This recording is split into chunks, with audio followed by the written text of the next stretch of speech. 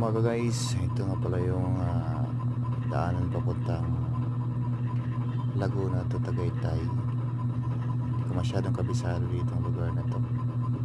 Nawala kasi kami dyan dun sa may bilog, sa may circle, tapos pinabalik kami ng lugar doon. Pero fairness naman, ayos naman. Tapos ang ganda dito guys, pag galing kang Maynila, diretso ka ng Tagaytay.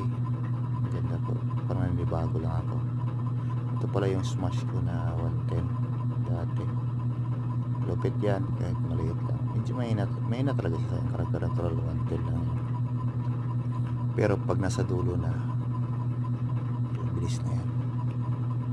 Ganda ng lugar na to. Thanks for watching pala sa aking munting vlog. Thank you and God bless.